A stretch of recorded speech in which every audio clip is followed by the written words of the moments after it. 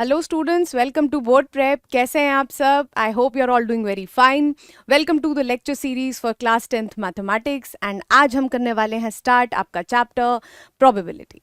आई know last के ये जो दो चैप्टर्स है प्रोबेबिलिटी स्टार्ट्स, ये वाले जो थोड़े होते हैं मतलब थोड़े डरावने लगते हैं क्योंकि थोड़ा सा नया कॉन्सेप्ट हो जाता है, हमारे को एकदम से पल्ले नहीं पड़ता कि अरे यार क्या प्रोबेबिलिटी प्रोबेबिलिटी बात कर रहे हैं, है ना। लेकिन द थिंग इज कि अगर आपको बस एक छोटा सा कॉन्सेप्ट समझ में आ जाए, दोनों ही चैप्टर्स बहुत ज़्यादा सिंपल हैं। मतलब बस एक कॉन्सेप्ट पकड़ने की देरी है, बाकी सारे मार्क्स आपके हाथ में रखे हुए हैं। ठीक है, तो प्रोबेबिलिटी भाई होता क्या है? प्रोबेबिलिटी होता है किसी भी चीज़ के होने के चांसेस। ठीक है, जैसे अगर आप आजकल भाई मैच देखते होगे, कभी तो देखते ही होगे मैच, राइट? तो आप जब मैच स्टार्ट होता है तब आप कहते हो कि भाई चलो एग्जाम्पल ले लेते हैं, इंडिया ऑस्ट्रेलिया का मैच है। ठीक है, आप बोलोगे भाई किसके चांसेस है ज़्यादा। ठीक है, या तो आप भाई अपने हिसाब से लगाओगे कि भाई फलाना बैट्समैन फॉर्म में चल रहा है, फलाना बॉलर फॉर्म में चल रहा है, ये सब लगाओगे। लेकिन अगर हम मैच के बिल्कुल स्टार्टिंग में देखें तो भाई क्या होता है, आप यही बोलोगे भाई 50-50% चांसेस है, राइट? तो यही होती है भाई प्रोबेबिलिटी। ठीक है, कि टोटल नंबर ऑफ आउटकम्स कितने हैं भाई, या तो ये जीतेंगे या तो ये जीतेंगे, कि भाई दो आउटकम हो गए।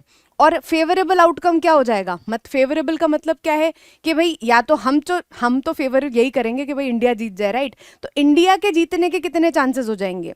इंडिया का जीतना एक आउटकम है, तो हमको डिवाइड करके भाई उसका आंसर मिल जाएगा। दैट मीन्स 1/2, मतलब आधी प्रोबेबिलिटी है, मतलब 50% चांसेस है कि इंडिया जीतेगी।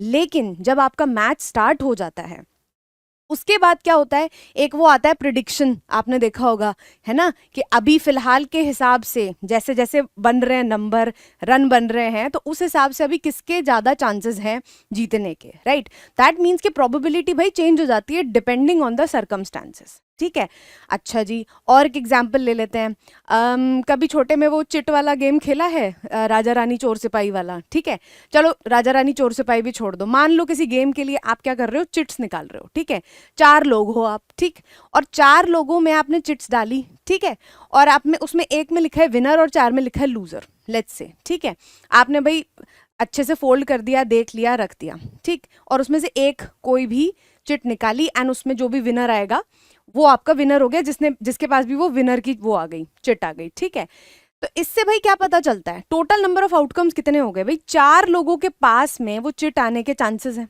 राइट? 4 आ गए, अब 4 में से किसी एक ही को विनर मिलेगा। ठीक है, तो विनर का फेवरेबल आउटकम क्या है? 1। तो मतलब टोटल नंबर ऑफ आउटकम्स कितने हैं? 4। तो 4 में से सिर्फ एक ही चांस है कि भाई जो बंदा है वो विनर होगा, राइट? तो इसी तरीके से आप प्रोबेबिलिटी कैलकुलेट करते हो। आगे इसमें और भी देखेंगे, आपको एग्जाम्पल्स के मतलब थ्रू ना बहुत सारी चीज़ें पता लग जाएगी कि एक्चुअल में आपकी लाइफ में कहाँ कहाँ पे प्रोबेबिलिटी का यूज़ होता है। क्लियर? अब ऐसा करते हैं भाई, बुक में आपकी जो थ्योरी दी हुई है उसमें पहले जंप इन करते हैं विदाउट वेस्टिंग एनी टाइम। इस चैप्टर में हम थोड़ा सा स्टार्टिंग में थोड़ा एक्सप्लेनेशन ज़्यादा लेंगे क्योंकि थोड़ा सा नया कॉन्सेप्ट है हमारे लिए, थोड़ा एलियन कॉन्सेप्ट है। हालांकि थोड़ा पहले पढ़ा हुआ है हमने, लेकिन ये है कि भाई अब थोड़ा हम एक स्टेप फर्दर जा रहे हैं तो थोड़ा रिविजन भी हो जाएगा इस सारे। ठीक है, ऑल राइट। तो सबसे पहले भाई क्या कह रहे हैं, the probability a theoretical approach. अब एक बात ध्यान दो, यहाँ पे एक वर्ड आ रहा है थ्योरेटिकल। थ्योरेटिकल का क्या मतलब है भाई? कि अभी हम फिलहाल, भाई प्रोबेबिलिटी तो प्रोबेबिलिटी है, लेकिन यहाँ पे थ्योरेटिकल अप्रोच क्यों लिखा हुआ है? इसीलिए लिखा हुआ है क्योंकि जब हम प्रोबेबिलिटी की बात करते हैं तब हमारी दो तरीके से प्रोबेबिलिटी को हम देख सकते हैं, या कैलकुलेट करते हैं या सॉल्व करते हैं, कुछ भी कह सकते हो आप। पहली हो गई भाई थ्योरेटिकल, जो हम यहां पढ़ने वाले हैं। ठीक है, और थ्योरेटिकल को हम क्लासिकल भी बोलते हैं। ठीक है, अच्छा जी, दूसरी तरीके की कौन सी हो गई? एक्सपेरिमेंटल या फिर एम्पेरिकल। ये दो चीजें होती हैं, ये दो टर्म्स हैं, टाइप्स हैं, जब हम प्रोबेबिलिटी को कैलकुलेट करते हैं। ठीक है, अब इससे ज्यादा बहुत ज्यादा घबराना नहीं है, इसका बहुत ही सिंपल सा मतलब है, जैसे आप क्या करो ना, एक कॉइन ले लो। ठीक है, कॉइन को आप टॉस करो।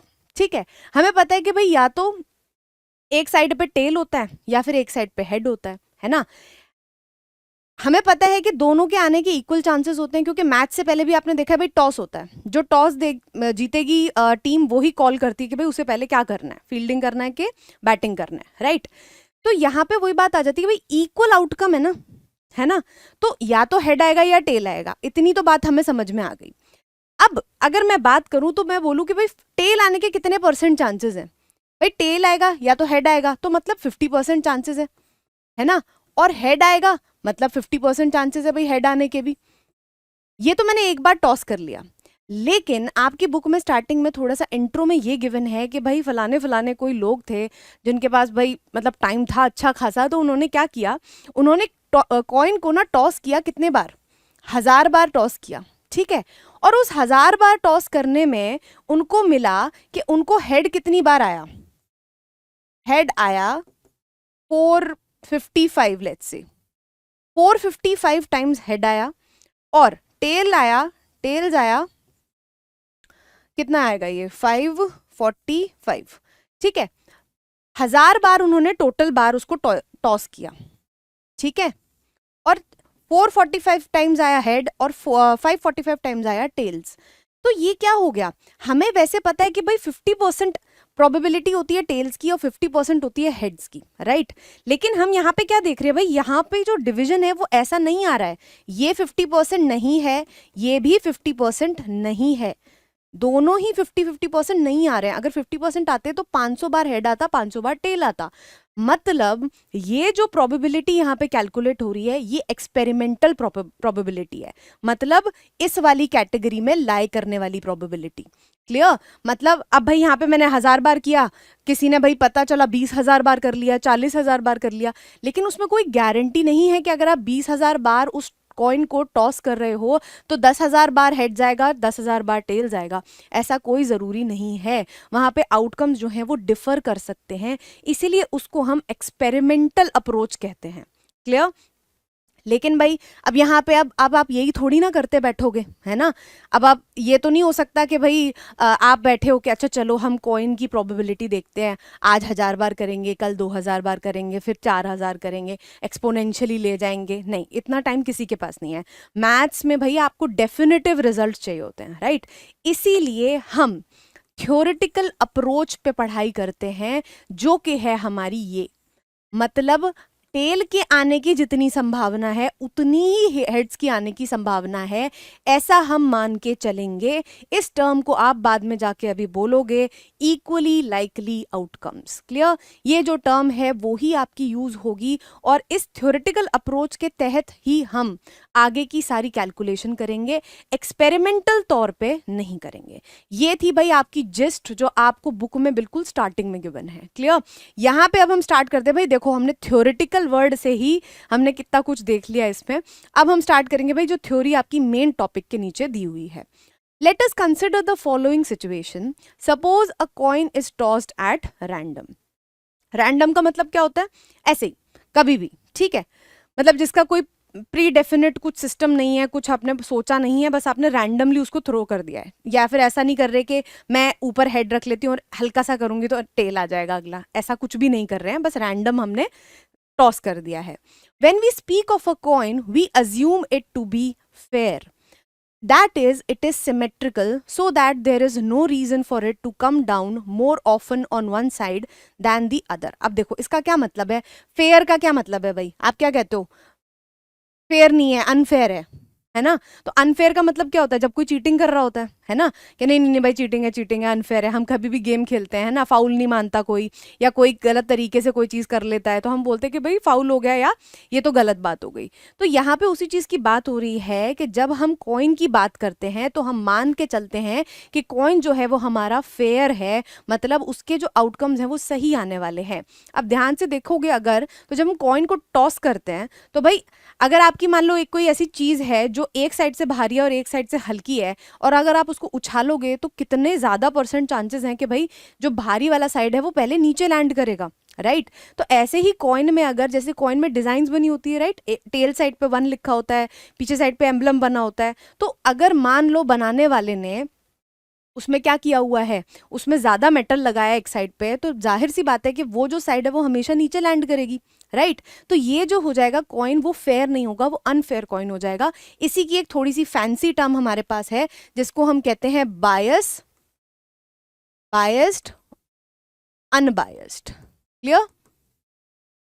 अनबायस्ड, बायस का मतलब हो गया भाई जब फेयर नहीं होता, बायस मतलब अनफेयर मीन्स है, और अनबायस्ड का मतलब होता है जब आपका फेयर होता है। Clear? By the phrase random toss, we mean that the coin is allowed to fall freely without any bias or interference. मतलब हमने कोई इंटरफेरेंस नहीं डाली है उसमें। मतलब जो मैं बोल रही थी अभी कि भाई आप लगा ऐसे सोच के बैठो कि हाँ भाई यहाँ पे हेड्स ऊपर ले लेते हैं और हल्का सा उछालेंगे तो एक ही टॉस के बाद टेल आ जाएगा, राइट। तो ऐसा हम कुछ भी नहीं कर रहे हैं, बस एक नॉर्मल विदाउट एनी अनफेयरनेस हम कॉइन को टॉस कर रहे हैं। We know in advance that the coin can only land in one of the two possible ways, either head or up or tail up. मतलब ऊपर या तो tail आएगा या फिर head आएगा, भाई ये तो हमें पता है। We dismiss the possibility of its landing on its edge, which may be possible, for example, if it falls on sand. भाई यहाँ पे वो बता रहे हैं कि आपको होते हैं, हर क्लास में बच्चे होते हैं, वो बोलेंगे कि मैम अगर एक आपने 50% मान लिया हेड्स को, 50% आपने टेल्स को मान लिया, लेकिन मान लो ऐसा हो जाए कि भाई वो खड़ा रह जाए कॉइन आपका, तो हम क्या करेंगे। तो भाई हम पहले ही बता देते हैं उसके लिए कि कोई बच्चा ज़्यादा दिमाग ना चलाए कि we are dismissing such possibility, क्योंकि जब हम कॉइन टॉसिंग की बात करते हैं तो वी अज्यूम कि वो एक फेयर, एक नॉर्मल लैंड पे गिरेगा, ना कि किसी सैंड वाली जगह पे जहाँ पे वो जाके अटक सके। क्लियर? सैंड पे या स्नो पे, रेत, इन सब चीज़ों पे नहीं, मिट्टी पे नहीं। मिट्टी मतलब जैसे खोद के जो मिट्टी डाल देते हैं वैसी मिट्टी पे भी नहीं कर रहे हैं जहाँ पे वो जाके अटक जाए। क्लियर? ऐसा कुछ भी नहीं होने वाला है। सो हम यही अज्यूम करके चलेंगे कि जब आप कॉइन को टॉस करोगे तो या तो हेड आएगा या फिर टेल आएगा। ठीक है जी। We can reasonably assume that each outcome head और tail is as likely to occur as the other. जितनी पॉसिबिलिटी पहले वाले के होने की है उतनी ही पॉसिबिलिटी दूसरे वाले की है। We refer to this by saying that the outcomes head and tail are equally likely. Clear? यही जो अभी मैंने आपको बताया था थोड़ी देर पहले कि भाई इसी तरीके के जो इवेंट्स होते हैं, मतलब हेड का आना 50% है और टेल्स का आना भी 50% है, तो ये जो आउटकम्स हैं वो इक्वली लाइकली हैं, तभी हम एक के होने की प्रोबेबिलिटी बता पाएंगे। Clear? For another example of equally likely outcomes, suppose we throw a die once. Die क्या होता है भाई? गुट्टा। देखा होगा जिससे लूडो खेलते हो घर में, ऐसा दिखता है आपका।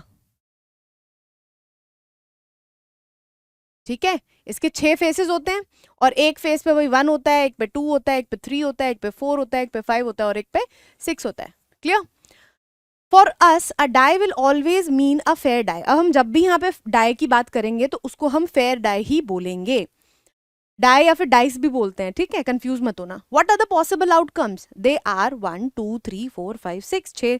छह साइड्स पे, हर साइड पे एक नंबर लिखा होता है, तो वो आपके छह नंबर हो गए भाई वहां पे। Each number has the same possibility of showing up, so the equally likely outcomes of throwing a die are 1 2 3 4 5 6। मतलब equally likely outcomes क्या हो जाएंगे भाई? 1 2 3 4 5 6 हो जाएंगे। मतलब ऐसा नहीं है कि मैं एक हॉलो डाई बना लूं और उसके अंदर क्या करूं, मैं यहाँ पे ना एक कुछ चिपका दूं अंदर इस कोने पे, तो क्या होगा भाई? हमेशा वो इसी बेस पे लैंड करेगा, है ना। तो जो नंबर यहाँ होगा वही नंबर उसके ज्यादा चांसेस हो जाएंगे आने के, राइट। पर ऐसा कुछ भी नहीं हो रहा है, हम फेयर डाई की बात कर रहे हैं। Are outcomes of every experiment equally likely? क्या हर एक्सपेरिमेंट के सारे इवेंट्स इक्वली लाइकली होते हैं? देख लेते हैं भाई। Suppose that a bag contains 4 red balls and 1 blue ball. क्या है भाई? एक बैग है जिसमें 4 रेड बॉल है और एक ब्लू बॉल है। You draw a ball without looking into the bag. What are the outcomes? Are the outcomes a red ball and a blue ball equally likely? अब क्या है भाई? बिना देखे, देख के निकालोगे तो भाई बायसनेस हो गई, राइट, अनफेयर हो गया। लेकिन आप बिना देखे एक कोई भी ऐसे रैंडम बॉल निकाल के आप सामने निकाल रहे हो, तो क्या रेड बॉल और ब्लू बॉल की आने की इक्वल संभावनाएं हैं? नहीं, यहाँ पे इक्वल संभावनाएं नहीं है, क्योंकि 4 रेड बॉल्स हैं और एक ब्लू बॉल है, तो भाई जाहिर सी बात है कि ज्यादा नंबर ऑफ चांसेस हैं कि क्या बाहर आएगी? रेड बॉल आएगी बाहर। तो मतलब यहाँ पे ये इक्वली लाइकली नहीं है। समझ गए? अच्छा, since there are 4 red balls and only 1 blue ball, you would agree that you are more likely to get a red ball than a blue ball. So the outcomes of a red ball और a blue ball are not equally likely. तो भाई ये जो event हो गया वो equally likely नहीं है। However, the outcome of drawing a ball of any color from the bag is equally likely. मतलब कि भाई आप हाथ डाल के उसमें निकालोगे तो एक बॉल ही बाहर आएगी, इसका भाई इक्वली लाइकली है कि भाई सबका ही इक्वली लाइकली होगा कि भाई बॉल तो बाहर आएगी नहीं, आएगी ही आएगी, ऐसा नहीं है कि बैट बाहर आ जाएगा। क्लियर? अच्छा, so all experiments do not necessarily have equally likely outcomes, but हम जब रेड बॉल की बात कर रहे थे तो ये जो इवेंट हो गया, एक्सपेरिमेंट हो गया, उसके जो आउटकम्स हैं सारे वो इक्वली लाइकली नहीं है। However, in this chapter from now on, we will assume that the experiments have equally likely outcomes. But अब जब हम बात करेंगे सारे events की, जो भी हम questions करेंगे, उसमें हम मान के चलेंगे कि हर experiment में जितने भी outcomes हैं वो क्या हैं, equally likely outcomes हैं। Clear? अब क्लास 9th में भाई आपने क्या किया था, वी डिफाइंड द एक्सपेरिमेंटल और the empirical probability PE of an event as, आपने क्या किया था, एक्सपेरिमेंटल और या फिर एम्पेरिकल जो प्रोबेबिलिटी होती है, जो भी हम देख के आए थे थोड़ी देर पहले, उसी के बारे में हमने बात करी थी, उसी के ऊपर आपने प्रोबेबिलिटी डिफाइन करी थी। वो क्या था, number of trials in which the event happened, मतलब जितनी बार वो इवेंट हुआ divided by the total number of trials. Alright, the empirical interpretation of probability can be applied to every event associated with an experiment which can be repeated a large number of times. मतलब जो आपकी empirical interpretation है probability की, वो आपकी ऐसी किसी भी चीज पे लगाई जा सकती है जिसको आप कई बार कर सको, repeated times कर सको, बहुत large number of times उस experiment को आप repeat कर सको। The requirement of repeating an experiment has some limitations. Obvious सी बात है भाई, अब आप कॉइन टॉसिंग को ही देख लो, आप कितना कॉइन टॉस कर लोगे, ज्यादा से ज्यादा हो सकता है भाई कोई बोले हम लाख बार कर लेंगे, ये कर लेंगे, वो कर लेंगे, बट एक्चुअल में अगर आप उसकी फिजिबिलिटी देखो तो वो बहुत कम है, right? Of course, it worked well in coin tossing or die throwing experiments, but how about repeating the experiment of launching a satellite in order to compute the empirical probability of its failure during launching और the repetition of the phenomenon. अच्छा, इसको बाद में देखेंगे, अभी वो पहले क्या बोल रहे हैं कि भाई आपने, चलो जो भी आप तीतर लोग हो वो कह रहे हो कि भाई हम तो डाइस को थ्रो करते ही रहेंगे, करते ही रहेंगे, करते ही रहेंगे, हमें मजा आ रहा है इस चीज को। चलो उसको भी मान लिया, एक बार आपने कर लिया, भाई मैं तो नहीं करूंगी, ठीक है, लेकिन आपने कर लिया। लेकिन अगर आप मान लो भाई किसी रॉकेट लॉन्चिंग की बात कर रहे हो और उसके फेल होने की प्रोबेबिलिटी आपको देखनी है, तो आप ऐसे तो नहीं कर सकते ना कि भाई हम भेज के देख लेते हैं भाई कितनी बार इसको ये फेल करेगा लैंडिंग, इतना नहीं कर सकते ना, पैसा है, एफर्ट है, कितनी सारी चीजें लग जाएंगी, राइट? तो वो यही कह रहे हैं कि भाई इस तरीके से हम ना प्रोबेबिलिटी को अप्रोच नहीं कर सकते, क्योंकि जब हम प्रोबेबिलिटी को बड़े स्केल पे अप्लाई करते हैं तब हमें एक श्योरिटी चाहिए कि भाई हमें थ्योरेटिकल अप्रोच चाहिए, मतलब जो हमेशा इक्वली लाइकली आउटकम्स पे काम करती है, ना कि एक्सपेरिमेंटल तौर पे। क्लियर? सेकेंड एग्जाम्पल उन्होंने दिया है, the phenomenon of an earthquake to compute the empirical probability of a multi storied building getting destroyed in an earthquake.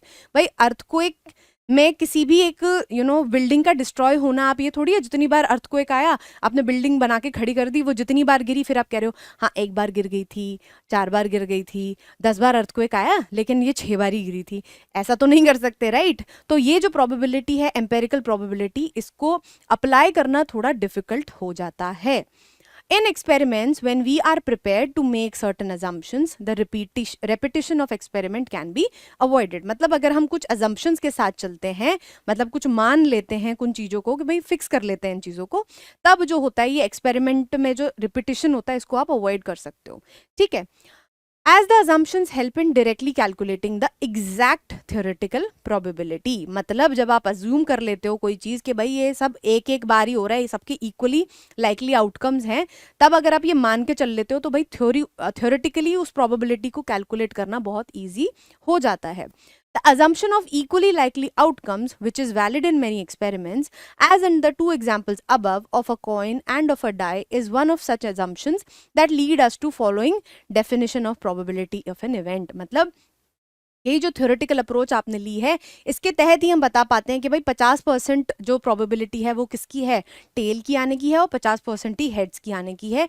इसी से हम डेफिनेटली बता पा रहे हैं क्योंकि हम मान रहे हैं कि टेल और हेड की आने की इक्वल संभावनाएं हैं।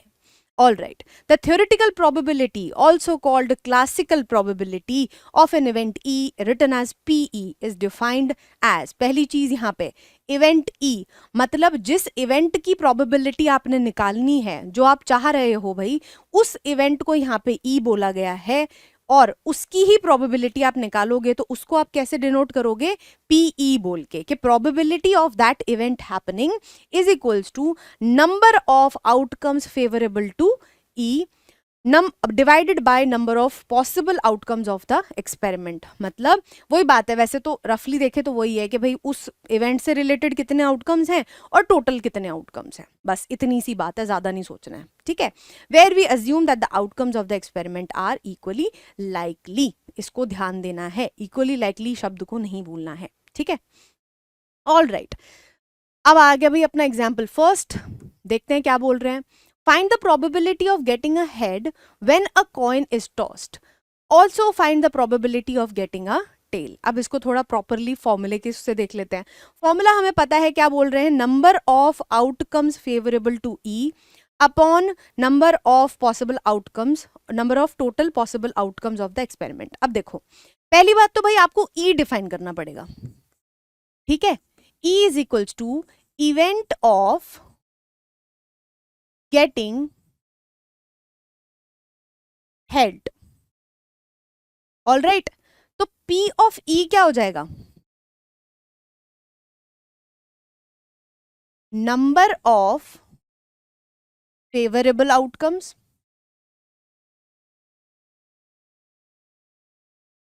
Favourable to whom? Favourable to our event, ठीक है, upon number of possible outcomes. अब ध्यान से देखो, जब हम आउटकम की बात कर रहे हैं तो कॉइन जब टॉस होगा तो भाई या तो इसका टेल वाला साइड आ जाएगा या फिर आपका भाई जो दूसरा हेड वाला साइड है वो आ जाएगा, right.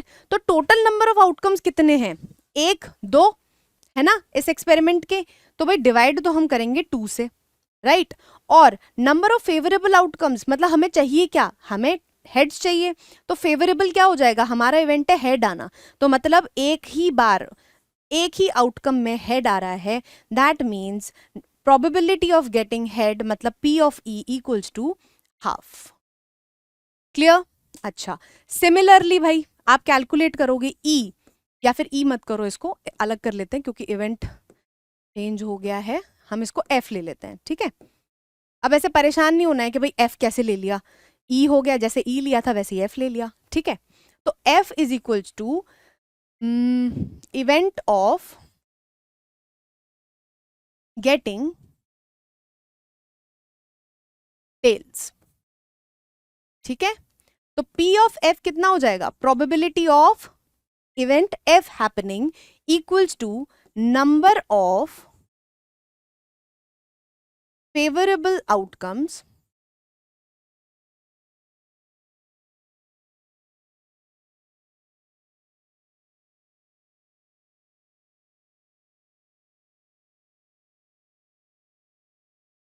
Upon total number of outcomes. कितना हो जाएगा भाई? नंबर ऑफ फेवरेबल आउटकम कितना है? 1, टोटल नंबर ऑफ आउटकम्स कितना है? 2, तो ये हो गई भाई हाफ। तो मतलब P ऑफ F और P ऑफ E दोनों कितने हो गए? हाफ हो गए। समझ आ गया? अब यहां से जी, अब एक चीज आप ध्यान रखो कि हम क्या करेंगे ना, यहां से इतना लंबा लंबा लिखने की बजाय हम लिखेंगे फेवरेबल आउटकम्स, ठीक है। तो एक आउटकम्स क्यों हो जा रहा है बार बार, एक second. Outcomes upon total outcomes, ठीक है। और इनको भी छोटा कर लेंगे, इसको हम लिखेंगे FO और इसको लिखेंगे TO। क्लियर? आई होप इतना समझ में आ गया होगा, ठीक है जी। Next question, a bag contains a red ball, a blue ball and a yellow ball. All the balls being of the same size. अब ध्यान दो, यहाँ पे ये लाइन क्यों बोली गई है कि all the balls being of the same size, मतलब ऐसा भी तो हो सकता है कि भाई एक बॉल जो है वो बास्केटबॉल के साइज की हो और दो आपकी वो कॉस्को की बॉल होती है वो रख दो, तो आप जब बैग में हाथ डालोगे तो जाहिर सी बात है आपका हाथ किधर जाएगा, बास्केटबॉल पे जाएगा, या फिर आपके दिमाग में रहेगा कि भाई मुझे तो बास्केटबॉल ही निकालनी है, तो आप बास्केटबॉल निकाल लोगे। तो क्या तीनों बॉल्स के निकलने की जो प्रोबेबिलिटी है वो इक्वल होगी? नहीं, वो अलग अलग हो जाएगी, वो बायस हो जाएगी, राइट।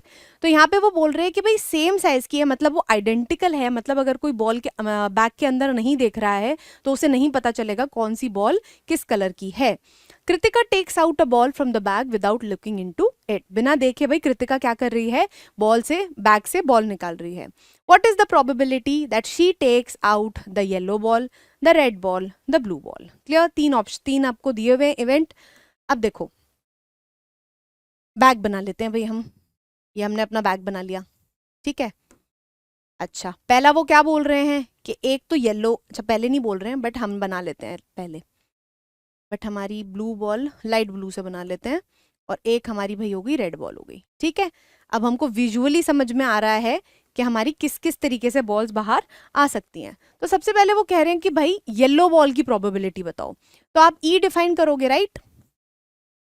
इवेंट ऑफ नहीं, या फिर इवेंट ऑफ नहीं लिखते हैं इसको, इसको लिख देते हैं Kritika taking out, Kritika taking out yellow ball, ठीक है। तो P ऑफ E कितना हो जाएगा भाई? P ऑफ E हो जाएगा favourable outcomes upon total number of outcomes, ठीक है। अब फेवरेबल आउटकम्स क्या है, मतलब येलो बॉल के बाहर आने के कितने चांसेस हैं भाई, कितने बॉल हैं, एक ही तो बॉल है तो एक ही तो चांस हुआ, और टोटल कितनी बॉल्स हैं, तीन बॉल्स हैं, तो टोटल नंबर ऑफ आउटकम्स क्या है, कितने कलर की बॉल्स बाहर आ सकती हैं, या तो रेड कलर की आएगी, या तो ग्रीन कलर की आएगी, या तो येलो कलर की आएगी। तो कितने नंबर ऑफ इवेंट्स हो गए टोटल? 3। और हमारे फेवर में कितने हैं, फेवर किस चीज के, हमारे इवेंट के फेवर में, मतलब येलो बॉल आने के, वो हो गया 1। तो इसका आंसर भाई फाइनली हो जाएगा 1/3। समझ आ गया? अच्छा, अब अगला इवेंट कर लेते हैं। Kritika taking out red ball,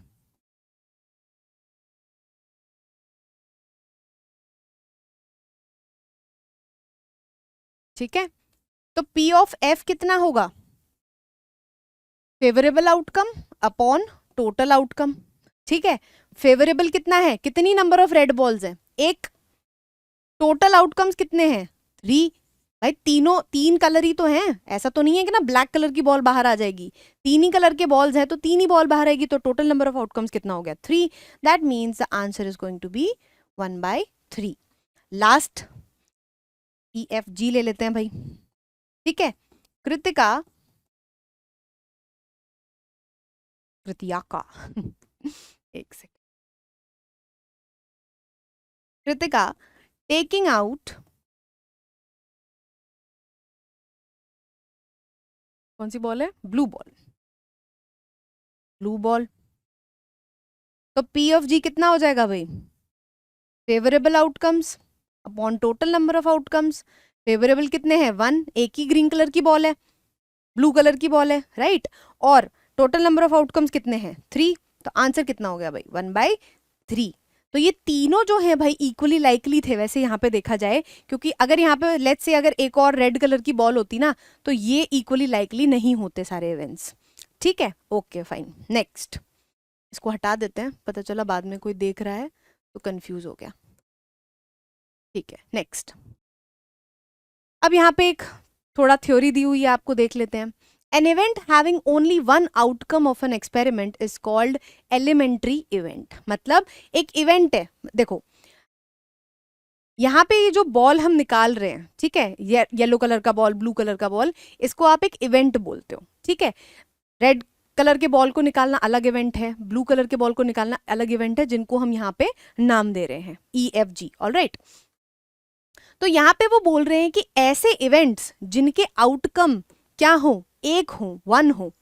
जैसे अभी मैंने बोला कि मान लो उस बैग में 2 रेड बॉल्स होती तो उसके आउटकम्स एक नहीं होते, उसके आउटकम्स हो जाते 2, है ना। नंबर ऑफ फेवरेबल आउटकम्स कितने हो जाते, 2 हो जाते।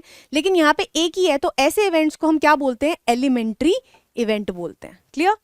इन example 1 both the events E and F are elementary events. Example 1 क्या है भाई हमारा, एग्जाम्पल 1 मतलब या तो टेल आएगा या तो हेड आएगा। दोनों के आउटकम्स कितने हैं, नंबर ऑफ आउटकम्स 1 और 1, तो मतलब दोनों को ही आप क्या बोलोगे, एलिमेंट्री बोलोगे। और यहां पे भी आपके येलो बॉल, रेड बॉल और ब्लू बॉल के आने का जो आउटकम है, फेवरेबल आउटकम है, वो एक ही है। तो ये तीनों इवेंट्स भी क्या हो गए, आपके एलिमेंट्री इवेंट्स हो गए। ठीक है। Similarly, in example 2, all 3 events Y, B, R are elementary events. All right. In example 1, we know, अब इसमें कंफ्यूज मत होना, देखो यहाँ पे ये Y, B, R इसलिए ले रखा है, Y को उन्होंने येलो के लिए डिनोट कर दिया है, B ब्लू के लिए और R रेड के लिए। क्लियर।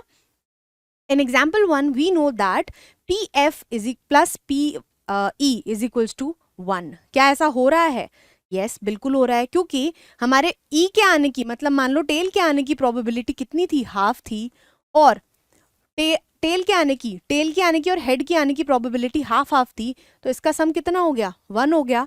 और सिमिलरली यहाँ पे देखो तीनों इवेंट्स की जो हमारी प्रोबेबिलिटी आ रही थी वो कितनी आ रही थी, 1/3 प्लस 1/3 प्लस 1/3, जो कि क्या होता है, 1 होता है ना। तो वो यहाँ पे क्या बोल रहे हैं कि आप नोट करो कि ये तीनों इवेंट्स का जब हम सम ले रहे हैं प्रोबेबिलिटीज का, तो 1 आ रहा है। अब observe that the sum of probabilities of all elementary events of the experiment 1 is 1। This is true in general also, मतलब ये जनरली भी ट्रू होता है, सिर्फ इन एग्जाम्पल्स में ट्रू नहीं हो रहा है। जब हम एलिमेंट्री इवेंट्स लेते हैं, अगर किसी एक्सपेरिमेंट किसी उसमें क्या बोलते हैं क्वेश्चन में, मान लो आपके एलिमेंट्री इवेंट्स हैं सारे, उन सबका आप सम लोगे ना प्रोबेबिलिटीज का, तो वो 1 ही आएगा। Next, suppose we throw a die once, एक बार आपने क्या करा, डाइस को फेंक दिया भाई। What is the probability of getting a number greater than 4। अब देखो पहले तो ये देखो कि भाई हमें यहाँ पे मेंशन नहीं किया है कुछ भी कि डाइस ऐसी है वैसी है जो भी है, लेकिन हम मान के चल रहे हैं, क्योंकि हम चैप्टर में ऊपर मान के आए हैं कि जो डाइस है वो फेयर है, उसमें कोई दिक्कत नहीं है। तो मतलब जो सारे इवेंट्स होंगे 1 2 3 4 5 6 का आना, वो सब इक्वली लाइकली है। क्लियर। तो टोटल नंबर ऑफ आउटकम्स कितना है भाई,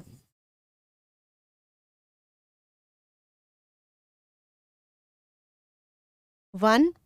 अच्छा टोटल नंबर है ना, तो नंबर हम लिख लेते हैं भाई, कितने हो जाएंगे नंबर, 6, जो कि कौन से होंगे, 1 2 3 4 5 एंड 6, 6 आउटकम है टोटल। अब वो बोल रहे हैं कि what is the probability of getting a number greater than 4, 4 से बड़ा number, greater than and equal to नहीं बोला है, बड़ा बोला है। तो 4 से बड़े आपके पास कितने नंबर्स हो गए, 2 नंबर हो गए, राइट। तो अब लिख लेते हैं भाई, ई को हम इवेंट मान लेते हैं, event of getting a number greater than 4। ठीक है। तो इसके हिसाब से P ऑफ E कितना आ जाएगा, favourable outcomes upon total number of outcomes. That means favourable outcomes कितने हैं भाई, कितने नंबर हैं जो 4 से बड़े हैं, 5 और 6। दैट मीन्स 2 ऐसे आउटकम हैं जो हमारे इस इवेंट के लिए फेवरेबल होंगे। दैट मीन्स फेवरेबल आउटकम्स में आ जाएगा 2, टोटल नंबर ऑफ आउटकम्स हम निकाल चुके हैं 6। The answer is going to be 1/3। Clear. अच्छा next, what is the probability of getting a number less than और इक्वल टू। अब इसमें ध्यान देना है, लेस दैन और इक्वल टू 4, मतलब 4 के बराबर भी हो और उससे छोटा हो, मतलब 4 तो आएगा ही आएगा, 1 2 3 भी आएंगे। तो टोटल नंबर ऑफ आउटकम्स कितने हो गए फेवरेबल टू ई, जब हम इस इवेंट की बात कर रहे हैं, एफ की, दूसरे इवेंट की, तो कितने हो गए total number of favourable outcomes, 4। ठीक है। तो एफ, अब यहाँ पे इवेंट ऑफ नहीं लिखेंगे, हम लिखेंगे getting a number less than और इक्वल टू 4। तो P ऑफ F कितना हो जाएगा, favourable outcomes upon total number of outcomes. Favourable outcomes कितने हैं भाई, 1 2 3 और 4 भी आएगा क्योंकि लेस देन और इक्वल टू बोला है, या तो 4 के बराबर हो या 4 से छोटा हो। That means 4 upon total number of outcomes कितने हैं 6, that means 2 2s are 2 3s are। तो ये जो आपके वैल्यूज आ गई वो आ गई आपके answers, probabilities of getting a number greater than 4 and probability of getting a number less than और इक्वल टू 4। क्लियर? अच्छा जी, नेक्स्ट क्वेश्चन। अच्छा नहीं, थ्योरी है अपने पास। In general it is true that for an event P E bar equals to P E 1 minus P E. अब भाई पीई बार क्या है, एक सेकेंड, पीई बार क्या है, ई के ऊपर आपने बार लगा दिया है। वो बोल रहे हैं कि भाई जनरली जब हम बात करते हैं तो क्या हो जाता है, पीई बार ना 1 माइनस पीई होता है। पीई तो हमें पता है, probability of an event happening. तो उसको जब हम 1 में से माइनस करते हैं तब एक नई वैल्यू आती है जिसको आप कहते हो पीई बार। ठीक है, तो ई बार क्या है, the event E bar representing not E, मतलब प्रोबेबिलिटी ऑफ ई हैपनिंग किससे आप डिनोट कर रहे हो, पीई से। और पीई बार वो प्रोबेबिलिटी है कि भाई ई जो इवेंट है वो ना हो, समझ आया, not E is called the complement of an event of the event E. We also say that E and E dash are complementary events. अब देखो ध्यान से कि भाई अगर हम बात करें कि कॉइन को आपने टॉस किया, ठीक है, इस पे लिख देते हैं हम कॉइन, दो आउटकम्स हैं, टेल हेड। टेल के ना आने की प्रोबेबिलिटी क्या होगी, हेड्स का आना, राइट। तो P ऑफ E या फिर P ऑफ T मैं मानू कितना होता है, हाफ। तो वो कह रहे हैं कि P ऑफ T बार मतलब नॉट T, मतलब टेल का ना आना किसके बराबर होगा, 1 माइनस P ऑफ T के बराबर। That means 1 minus half, that is half. That is true also, right. सही तो है कि भाई P of T bar actual में क्या है, P of H, right, heads का आना। टी का ना आना क्या होता है, हेड्स का आना। तो मतलब पी ऑफ एच कितना हो गया, हाफ हो गया। तो 1 minus P of T bar 1 minus P T कितना हो जाएगा, पी टी बार, जो कि पी एच के बराबर होगा। यहीं पे ये बात आपको कह रहे हैं। और ये जो दोनों इवेंट्स हैं वो क्या हैं, कॉम्प्लीमेंट्री इवेंट्स हैं और एक दूसरे के कॉम्प्लीमेंट होते हैं। Before proceeding further, let us try to find out the answers of the following questions. अब आपको कुछ questions दिए हैं भाई, उनको देखते हैं क्या बोल रहे हैं। What is the probability of getting a number 8 in a single throw of a die? वो कह रहे हैं कि भाई आपने डाइस को थ्रो किया और आप बोल रहे हो कि 8 नंबर आने की क्या प्रोबेबिलिटी है, 8, सिर्फ 8 ऊपर फेस पे 8 आने की। भाई हमें भी पता है कि डाइस जो होता है वो 6 तक ही होता है, तो 8 तो आ ही नहीं सकता, right. Second question, what is the probability of getting a number less than 7 in a single throw of die. एक ही बार आपने डाइस को फेंका और आप कह रहे हो कि भाई क्या प्रोबेबिलिटी है कि एक ऐसा नंबर आएगा जो 7 से छोटा होगा।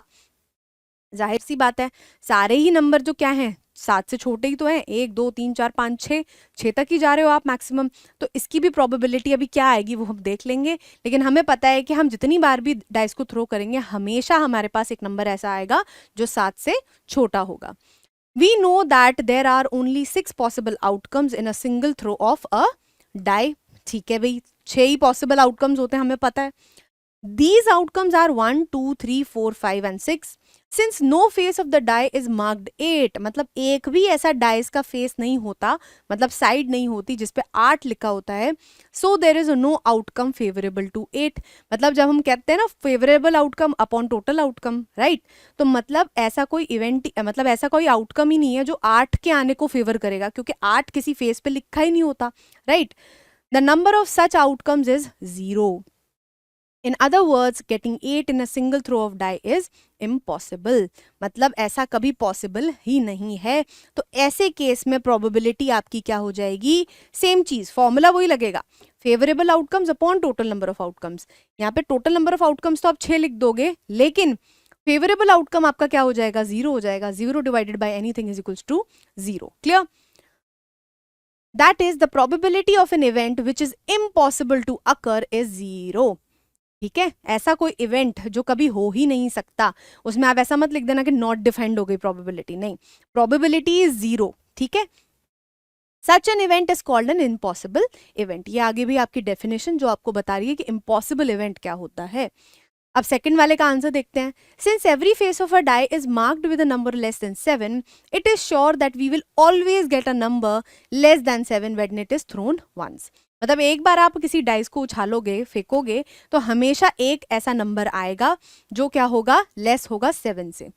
So the number of favourable outcomes is the same number of all possible outcomes which is 6। तो मतलब P of E getting a number less than 7 equals to favourable outcomes, मतलब कितने, 6 हो गए भाई टोटल सारे, क्योंकि 7 से हमेशा एक नंबर छोटा ही आएगा हमारे पास, और टोटल नंबर ऑफ आउटकम्स कितने हो गए, 6 हो गए।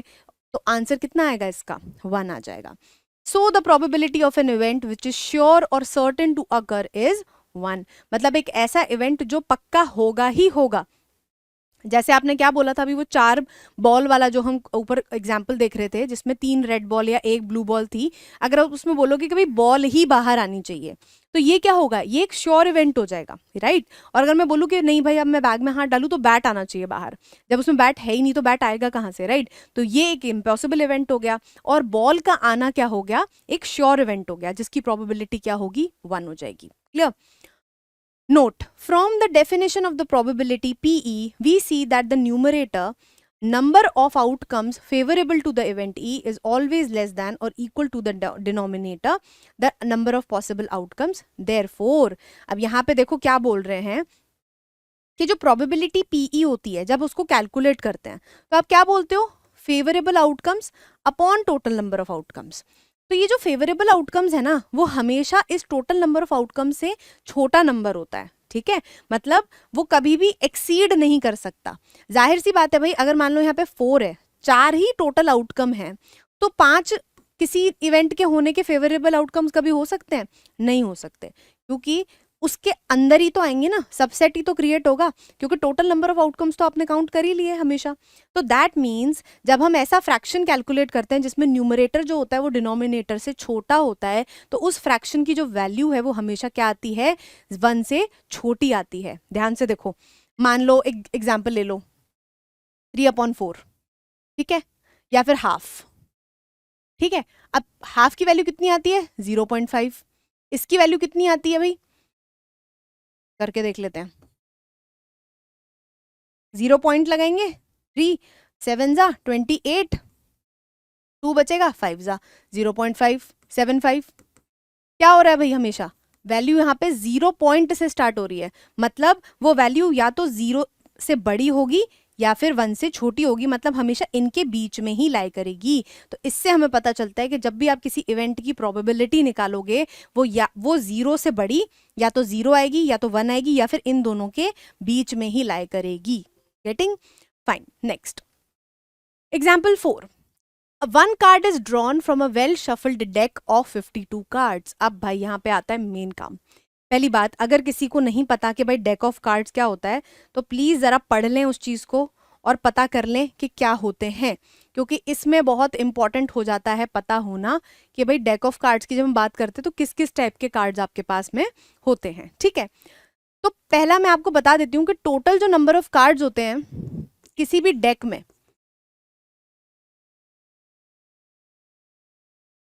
वो होते हैं 52, ठीक है। इनका डिवीजन कैसे होता है, 4 जगहों पे डिवीजन होता है। पहला, शेप को मैं थोड़ा डिफरेंट कलर से बनाती हूँ, येलो से ले लेते हैं, क्लियरली दिखेगा।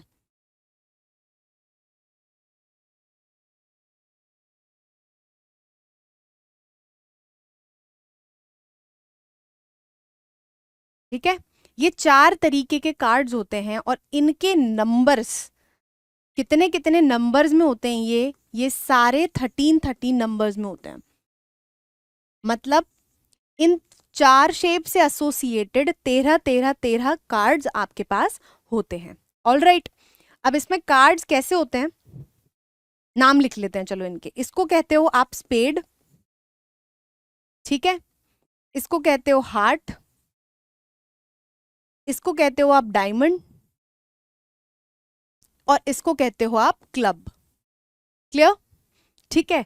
और इसमें स्टार्ट कैसे होते हैं numbers, 1 2 3 4 5 and so on.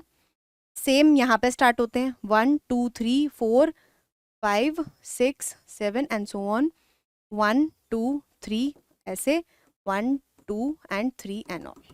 Clear? अच्छा जी, अब यहाँ पे आपके 1 पे इसको आप एस कहते हो सब जगह पे।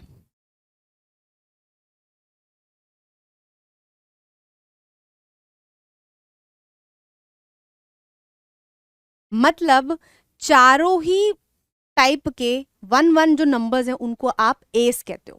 क्लियर? आई होप अब यहाँ पे थोड़ा सा क्लियर होगा कि भाई एस कितने होते हैं अपने पास। टोटल एस कितने हो जाएंगे? 4। समझ आ गई? टोटल हमारे पास नंबर ऑफ कार्ड्स कितने हैं? 52। और क्या क्या शेप्स होती हैं? पहला होता है स्पेड, हार्ट, डायमंड एंड चौथा होता है क्लब्स। ऑल राइट, ठीक है जी। अब क्वेश्चन पूछते हैं, क्वेश्चन देखते हैं। One card is drawn from a well shuffled deck of cards. Well shuffle का मतलब क्या होता है? उनको शफल कर देना, एक के ऊपर एक ऐसे ना 3 4 बार शफल करके फिर बताया है कि भाई कोई बायसनेस नहीं है। ऐसा नहीं है कि आपने स्पेसिफिक तरीके के कार्ड्स ऊपर ले रखे हैं और स्पेसिफिक तरीके के कार्ड्स नीचे ले रखे हैं। Calculate the probability that the card will be an ace. एक एस मिलेगा आपको। अब हमें पता है कि यहाँ पे हर शेप के पास एक एस होता है, मतलब 1 जो नंबर होता है उसको आप क्या कहते हो? एस कहते हो। तो दैट मीन्स पहले हम इवेंट का नाम दे देते हैं, that is E. Card will be an ace. ठीक है, तो पी ऑफ ई कितना हो जाएगा? Favourable outcomes upon total number of outcomes. अब फेवरेबल आउटकम्स का मतलब क्या है? कि टोटल नंबर ऑफ आउटकम्स जिनमें एस आएगा। तो एस कितने आएंगे? 1 2 3 और 4। क्लियर? तो total number of outcomes, favourable outcomes कितने हो गए? 4 हो गए। और टोटल नंबर ऑफ आउटकम्स मतलब भाई कितने कार्ड्स हैं टोटल? जब आप डेक में से कार्ड निकालोगे तो एक कार्ड बाहर आएगा, तो कितने तरीके के कार्ड्स बाहर आ सकते हैं? 52 तरीके के कार्ड्स बाहर आ सकते हैं। That means total number of outcomes कितना हो जाएगा? 52। That is 1/13। मतलब the probability of the card being an ace is equals to 1/13। All right, अब एफ लिख लेते हैं।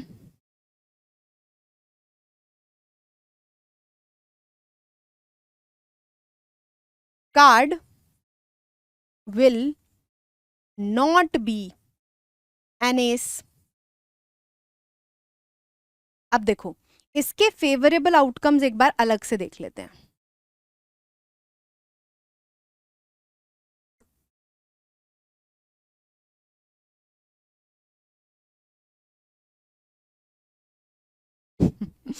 दोबारा का आउटकम्स लिख दिया, एक सेकेंड।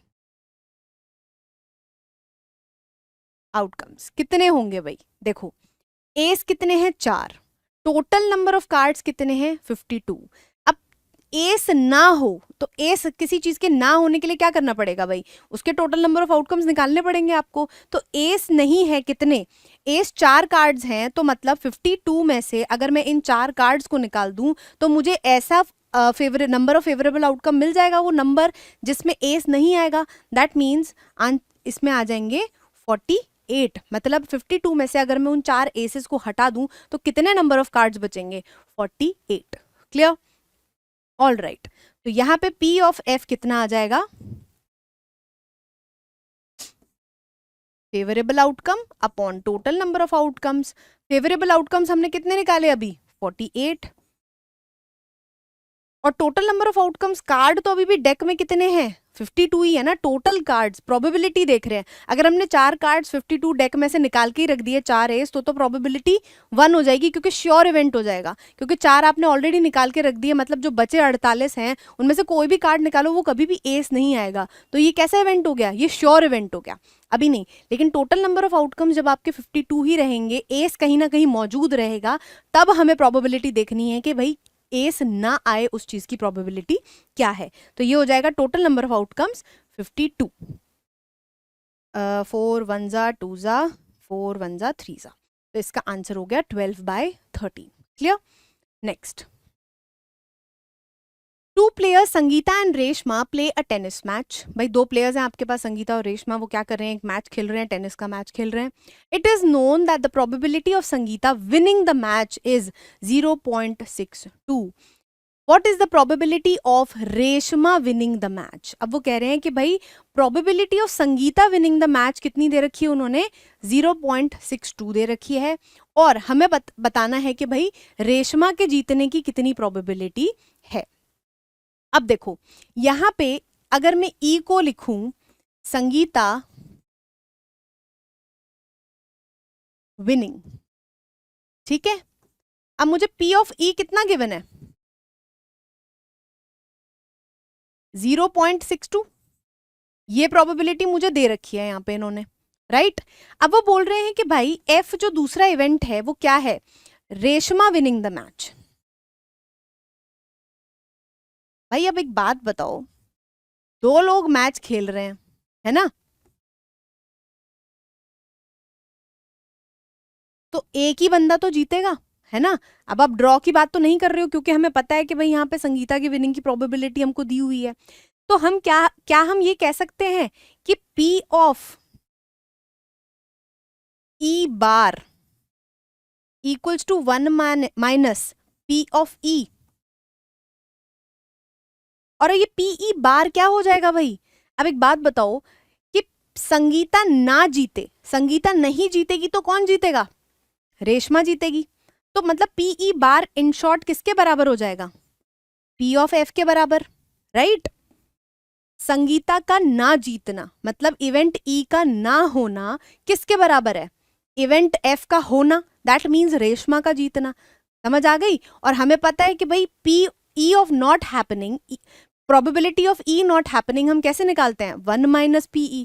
तो वो आपका इन शॉर्ट किसके बराबर हो जाएगा, तो मतलब P of F equals to 1 minus PE, that is 1 minus 0.62, that is 0.38। ठीक है, जिनको भाई नहीं समझ में आया वो ऐसे करके देख लो, ठीक है। यहाँ 9 बच जाएगा, एक सेकेंड,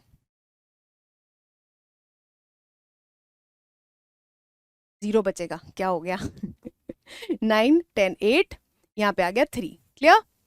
0.38, आपको समझाते समझाते मैं ही कंफ्यूज हो गई एकदम से। तो आंसर कितना आ जाएगा भाई यहाँ पे, P ऑफ F। तो P ऑफ F हमने क्या लिया है, रेशमा विनिंग, ठीक है। तो probability of Reshma winning equals to 0.38। अब यहाँ पे हमने अपने उस फॉर्मूले का भी यूज कर लिया जो कि है P of E bar equals to 1 minus P of E, clear. Next, Savita and Hamida are friends. Savita और हमीदा भाई दो फ्रेंड्स हैं, बहुत अच्छे। What is the probability that both will have different birthdays. पहला ऑप्शन में पूछा है कि भाई दोनों के क्या हो जाएंगे, डिफरेंट बर्थडेज हो जाएंगे, और सेकंड वाले के लिए बोल रहे हैं कि दोनों के सेम बर्थडे हो जाएंगे, ठीक है। और हम इग्नोर कर रहे हैं कि भाई एक लीप ईयर नहीं होगा वो, ठीक है। लीप ईयर कौन सा होता है भाई, जिसमें साल में एक दिन एक्स्ट्रा मिलता है हमको, जो कि हम फेब्रुवरी में इंक्लूड करते हैं, जो कि होता है 29 of February, clear. All right, अब देखो what is the probability that both will have different birthdays। मतलब different birthdays का मतलब जैसे पहले मान लेते हैं हम probability, गड़बड़ ही हो रही है, एक मिनट,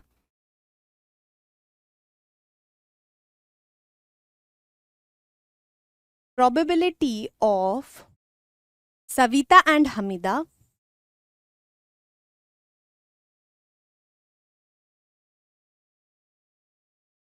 having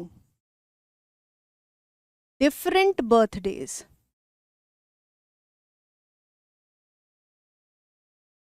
अब देखो अगर सविता का लेट्स से किसी एक ही दिन बर्थडे होगा, 2 दिन तो बर्थडे नहीं होगा, राइट। तो probability of Savita and Hamida having different birthdays कैसे कैलकुलेट होगा कि अगर सविता का बर्थडे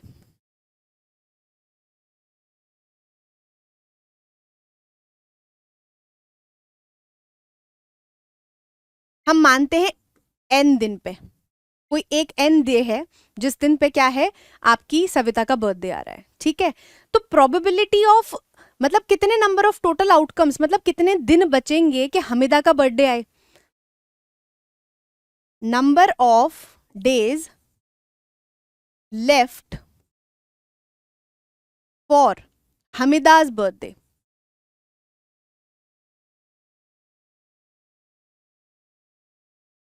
-365 मतलब सविता के पास उसके बर्थडे के कितने चॉइसेस थे, 365 टोटल, राइट। अब हमिदा के पास में कितने चॉइसेस बचे, 364 बचे भाई, समझ गए। तभी तो दोनों के अलग अलग बर्थडेज हो गए। तो मतलब total probability P of E, इसको हम E मान लेते हैं या फिर इवेंट लिख लेते हैं इसको।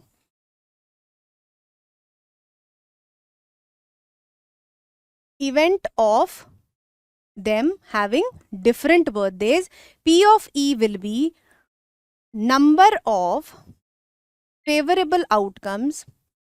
पूरा ही लिख दिया यार मैंने, एक सेकेंड, ये क्या हुआ, पूरा ही erase, wait,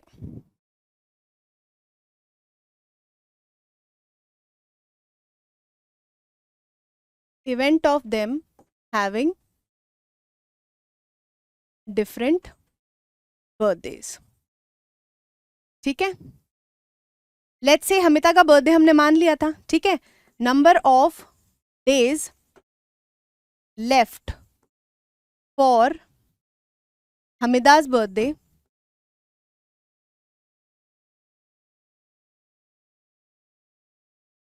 that will be 365 minus 1, 364। तो P of E happening कितना होगा, favourable outcomes upon total number of outcomes. Total number of outcomes दिन कितने हैं आपके पास, 365। और भाई ऐसा जब हमने सिनेरियो माना कि हमीदा सविता का बर्थडे एक किसी फलाने दिन पे है तो हमीदा का बर्थडे किसी अलग दिन पे होगा, तो ऐसा कब पॉसिबल है, जब हम उसका बर्थडे इन 364 डेज में से उठाएंगे। तो मतलब इस सिनेरियो का होना कि उन दोनों का बर्थडे डिफरेंट डेज पे पड़े, ऐसे का फेवरेबल आउटकम कितने हैं, 364। तो 364 divided by 365 will be the probability that उनका बर्थडे जो है वो अलग दिन पड़े। क्लियर। अच्छा, next F, event of Savita and Hamida having same birthday, P of F। भाई अब सेम बर्थडे का क्या मतलब है, कोई एक ही दिन होगा जब उन दोनों का बर्थडे हो जाएगा। तो 365 में से दोनों का बर्थडे एक ही दिन होने की प्रोबेबिलिटी क्या बनेगी कि वो एक ही दिन उनका बर्थडे पड़े। एक दिन कितने दिनों में से, 365 डेज में से। तो total number of favourable outcomes कितने हो गए, एक ही दिन तो मिलेगा इनको, upon total number of outcomes. मतलब अगर एक ही दिन दोनों का बर्थडे पड़ रहा है तो टोटल नंबर ऑफ आउटकम्स कितने हो जाएंगे, कितने दिन ऑप्शन है उनके पास, 365। That is 1/365 will be the probability of them getting the same birthdays। अब इसमें एक चीज और है, यहां पे लिख लेते हैं येलो से। एक बात ध्यान दो, हमने प्रोबेबिलिटी ऑफ E मतलब दोनों के बर्थडे जो है वो डिफरेंट आए, हमने उसकी प्रोबेबिलिटी कितनी निकाली, 364/365, राइट, यही निकाली। तो इसका ऑपोजिट क्या होगा, दोनों का बर्थडे डिफरेंट ना पड़े का ऑपोजिट क्या है, सॉरी ना पड़े का ऑपोजिट क्या है कि भाई दोनों का बर्थडे सेम दिन पड़े, राइट। यही तो हमारा सेकंड इवेंट है कि दोनों का बर्थडे या तो सेम डे पड़ेगा या डिफरेंट डेज पड़ेगा। तो मतलब P of E bar equals to 1 - PE, जो कि क्या हो जाएगा, P ऑफ F के बराबर हो जाएगा, राइट। तो आप यहां से भी तो निकाल सकते थे आंसर, 1 - 364/365 इक्वल्स टू 365 इधर आ जाएगा, 365 - 364 1 इज इक्वल्स टू 1/365, जो कि क्या है probability of them having the same birthday. तो आप इस फॉर्मूले को यूज करके भी आंसर निकाल सकते थे अगर इन केस आपको ये थोड़ा सा कंफ्यूजिंग लग रहा है। ठीक है, next. There are 40 students in class 10th of a school of whom 25 girls are girls and 15 are boys। भाई 40 स्टूडेंट है आपके पास में और उसमें से 15 क्या है बॉयज है और 25 क्या है लड़कियां हैं। The class teacher has to select one student as a class representative. Class representative भैया क्या होता है, मॉनिटर। ठीक है, जो खड़े होके बोर्ड पे नाम लिखता है, जो बच्चे ढंग से बिहेव नहीं कर रहे होते हैं। तो टीचर को क्या है भाई, इन 40 बच्चों में से एक स्टूडेंट को पिक करना है रिप्रेजेंटेशन के लिए। She writes the name of each student on a separate card. उन्होंने क्या किया है, बेसिकली जो हम पर्ची सिस्टम बोल रहे थे उन्होंने वही चीज करी है कि भाई हर एक सेपरेट कार्ड पे अलग अलग बच्चों का नाम उन्होंने लिख दिया है। द कार्ड्स बीइंग आइडेंटिकल, यहाँ पे ये स्टेटमेंट बताने का मतलब है कि भाई जो कार्ड्स हैं उनमें कोई बायसनेस नहीं है। ऐसा नहीं है कि जो टीचर के फेवरेट स्टूडेंट्स हैं उनका उन्होंने थोड़े से अलग कलर में पेपर बनाया है, या फिर उन्होंने उस वाले जो कार्ड करा है उसको थोड़ा सा फोल्ड कर दिया ताकि उनको पता लग जाए कौन सा कार्ड निकालना है। ऐसा कुछ भी नहीं है, कार्ड जो है वो बिल्कुल आइडेंटिकल है। Then she puts the cards in a bag and stirs them thoroughly. और क्या किया उन्होंने, एक बैग में डाला और उनको सबको शफल कर दिया है ताकि कोई भी बायसनेस ना रहे। She then draws one card from the bag. What is the probability that the name written on the card is the same of a boy or a girl? मतलब हमें probability निकालनी है कि representative या तो girl हो और या फिर बॉय हो। ठीक है जी, पहला इवेंट लिख लेते हैं। Event of a girls name on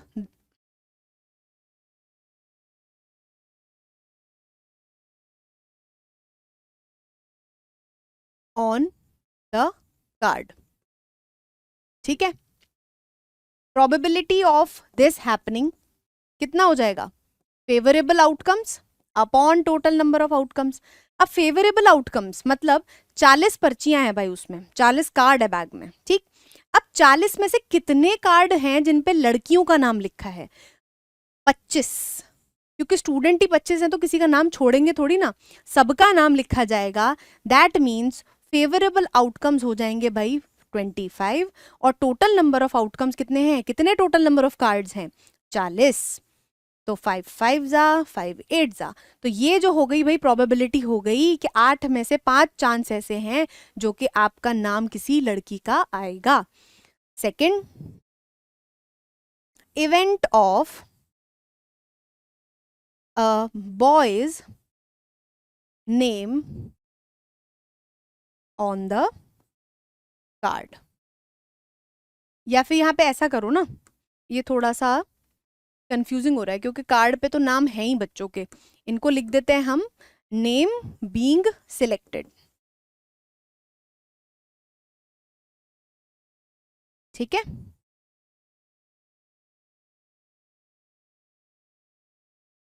all right.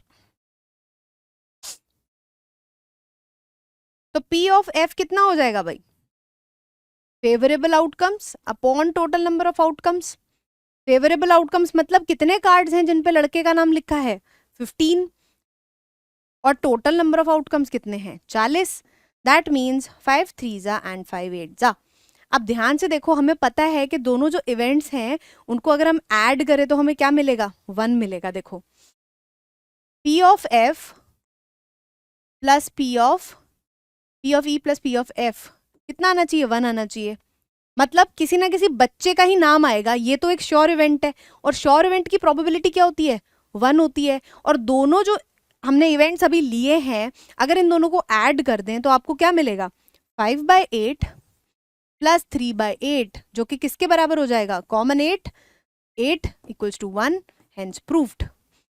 इसकी जरूरत नहीं है बट फिर भी जस्ट मतलब एक इंटरेस्टिंग अप्रोच है देखने की क्वेश्चन को, तो इसमें भी आपको you know you'll feel it कि भाई हाँ हम जो पढ़ रहे हैं उसका कहीं ना कहीं हमें थोड़ा सा रिजल्ट दिखाई दे रहा है। Fine, next. A box contains 3 blue 2 white and 4 red marbles. हम क्या करेंगे, हमें भाई शौक है, हम तो डायग्राम बनाएंगे थोड़ा सा, क्योंकि हमें दिख रहा है कि यहाँ पे हम एक बढ़िया सा डायग्राम बना सकते हैं। तो वो एक बैग बोल रहे हैं भाई, कैसा बैग है जिसमें आपके तीन ब्लू बॉल्स हैं।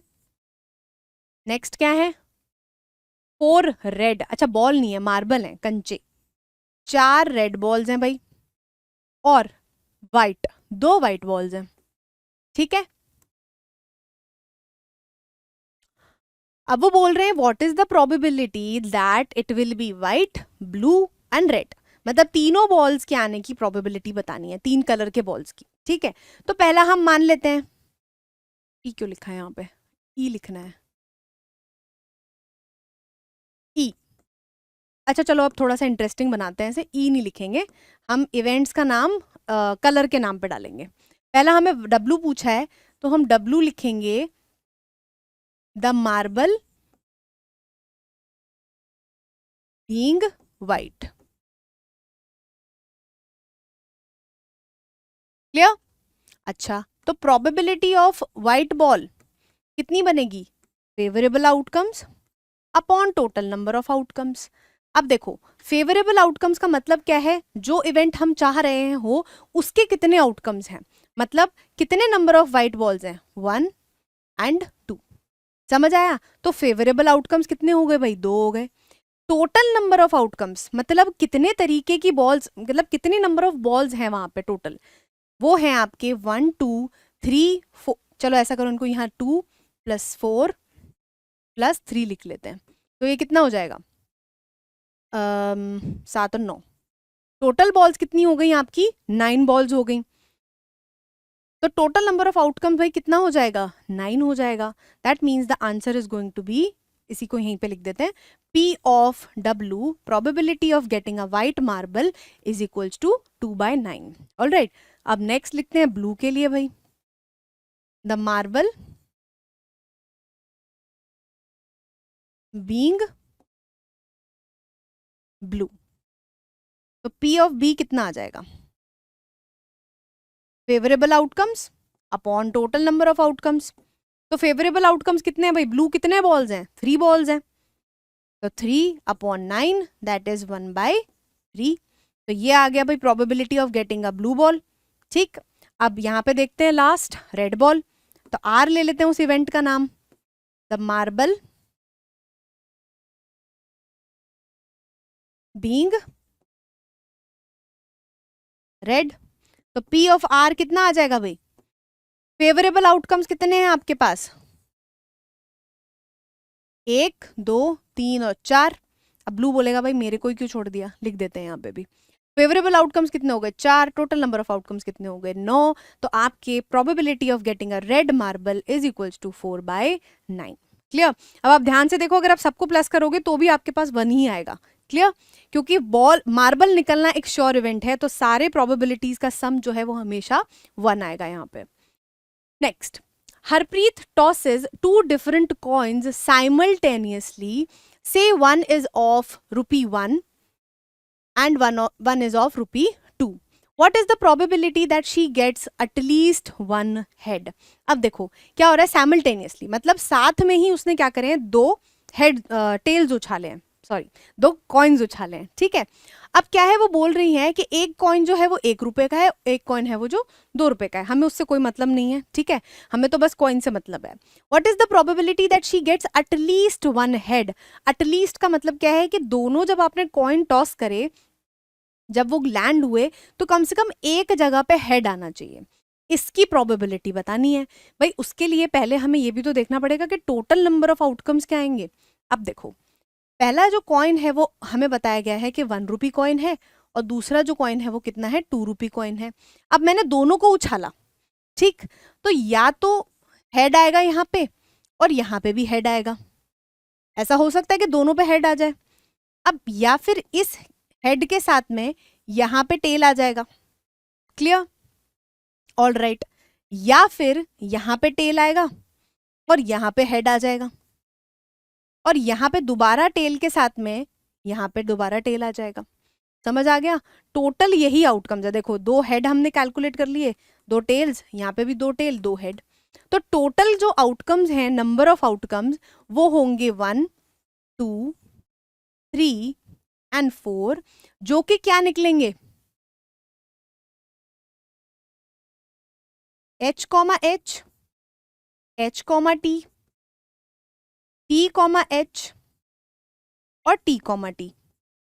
H कॉमा T और T कॉमा H का मतलब क्या है कि पहले में H आ रहा है, मतलब 1 रुपी कॉइन में H आ रहा है और 2 रुपी कॉइन में टेल आ रहा है, और सेकंड वाले का मतलब है कि 1 रुपी कॉइन में टेल आ रहा है और 2 रुपी कॉइन में हेड आ रहा है। इन दोनों में डिफरेंस रहेगा। क्लियर? ये अगर दोनों कॉइन्स अलग भी मतलब सेम भी होते ना, अगर ये 1 का ही होता तो भी आपके नंबर ऑफ आउटकम्स यही आते, क्योंकि वो दो इंडिविजुअल कॉइन्स है, हम एच टी और टी एच को सेम नहीं काउंट करेंगे। क्लियर? अच्छा, अब आ जाओ भाई कि what is the probability that she gets at least 1 head. तो एक इवेंट का नाम हम दे देते हैं एटलीस्ट 1 हेड। तो P of E favourable outcomes upon total number of outcomes. अब फेवरेबल आउटकम मतलब एक हेड आना ही आना चाहिए, ज्यादा भी आ सकता है। मतलब एक हेड मुझे यहां मिल रहा है, एक हेड मुझे यहां मिल रहा है, एक से ज्यादा भी तो आ सकता है, और ज्यादा कितना, ज्यादा 2 आ जाएगा, तो मतलब ये वाला इवेंट भी कैलकुलेट होगा। बस कौन सा इवेंट छोड़ देंगे हम भाई, ये वाला इवेंट छोड़ देंगे। मतलब एक हेड तो आना ही चाहिए, मतलब अगर दोनों टेल्स आ रहे हैं तो उसमें एक भी हेड नहीं आएगा, तो total number of favourable outcomes हो जाएंगे मेरे 3, और टोटल नंबर ऑफ आउटकम्स हमें पता है कितने हैं, 4। तो इसकी प्रोबेबिलिटी बन जाएगी भाई 3/4। मतलब 4 में से 3 बार ऐसा होगा कि मुझे एक हेड तो मिलेगा ही मिलेगा जब मैं 2 कॉइन्स को टॉस करूंगी। Clear? Next, in a musical chair game, वैसे ये आपका ना स्टार मार्क्ड है, it is not from examination point of view, तो इसको देख के घबराना नहीं है कि ऐसी चीज आ गई तो हम कैसे सॉल्व करेंगे। It is just to make you understand कि भाई ऐसी जगहों पे भी अप्लाई आप करते हो और इस तरीके से भी आप इसको अप्लाई कर सकते हो। क्लियर? एक म्यूजिकल चेयर का गेम है भाई, आपको पता होगा, खेला होगा सबने कभी ना कभी तो, कि भाई एक चेयर्स लगा देते हैं गोले में, और जितनी नंबर ऑफ चेयर्स होती हैं उससे थोड़े से ज्यादा लोग, एक बंदा ज्यादा या 3 बंदा ज्यादा, जैसे भी आपको खेलना है उस हिसाब से आप लोगों को क्या करते हो, उसके अराउंड रिवॉल्व कराते हो और आप म्यूजिक चला देते हो। म्यूजिक जैसे ही रुकता है सबको कहीं ना कहीं एक सीट पे बैठना होता है, जो लोग खड़े रह जाते हैं वो बाहर हो जाते हैं। नेक्स्ट राउंड के लिए आप क्या करते हैं, चेयर्स कम कर देते हैं। अगर आपके पास टाइम ज्यादा है तो एक एक करके चेयर कम होगी, अगर आपके पास टाइम कम है तो 2 2 करके चेयर्स हट हट जाती हैं। क्लियर? तो ये भाई आपका गेम होता है, खेलने मत लग जाना अगले दिन जाके, ठीक है? म्यूजिकल चेयर के गेम में अब क्या हो रहा है भाई, एक पर्सन म्यूजिक बजा रहा है, जो म्यूजिक की बात हो रही है, जो म्यूजिक रुकेगा जब सब लोग क्या होना है, सीट को ऑक्यूपाई करना है। क्लियर? तो यहाँ पे वो बोल रहे हैं कि एक बंदा है जो वो म्यूजिक बजा रहा है, ठीक है, और उसको क्या बताया गया है, advised to stop the playing the music at any time within 2 minutes after she starts playing. मतलब एक राउंड जब चल रहा है तो वो कह रहे हैं कि भाई 2 मिनट के अंदर अंदर आपको क्या करना है, गाने को रोक देना है। Clear? What is the probability that the music will stop within the first half minute after starting? मतलब वो कह रहे हैं कि 2 मिनट तक आप गाना बजा सकते हो। अब वो पूछ रहे कि क्या प्रोबेबिलिटी है कि गाना पहले आधे मिनट में ही रुक जाएगा। अब देखो, इसको हम सॉल्व करेंगे आपके नंबर लाइन की मदद से। नंबर लाइन हमें पता है भाई क्या होता है, इसको अभी हम यहाँ पे 0 से स्टार्ट करते हैं, 1 से, और यहाँ पे 2 पे ले जाते हैं, यहाँ पे 3 भी मार्क कर लेते हैं। हमें बोला गया है कि म्यूजिक जो है वो टोटल भाई कितने टाइम के लिए बजेगा, 2 मिनट्स के लिए बजेगा। ठीक है, सपोज मान लेते हैं कि जो टाइम है उसको हम डिस्टेंस के टर्म्स में लेते हैं, मतलब टाइम यहां से स्टार्ट होगा, ठीक है, तो कितना डिस्टेंस ट्रैवल करे और कहां पे रुकना अलाउड है उसको, 2 पे, राइट? अब वो कह रहे हैं कि प्रोबेबिलिटी क्या है कि गाना सिर्फ आधा मिनट चलेगा, मतलब कि गाना जब चला, ठीक है, वो कहां पहुंचा, सिर्फ आधे मिनट पे पहुंचा। समझ आ गया? तो भाई इसको सिंपली अगर हम डिस्टेंस के टर्म्स में देखें तो टोटल डिस्टेंस कितना हो गया मेरा, 2 हो गया, और जिस पे मैं बात कर रही हूं, इसको अलग कलर से लिखते हैं, और जिस पे मैं बात कर रही हूं वो मेरा डिस्टेंस कितना है, आधा। तो मैं इसकी प्रोबेबिलिटी स्ट्रेट अवे निकाल सकती हूँ। कैसे?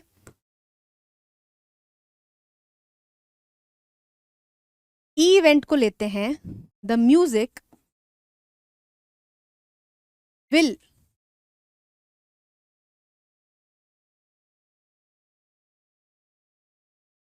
stop in first half minute.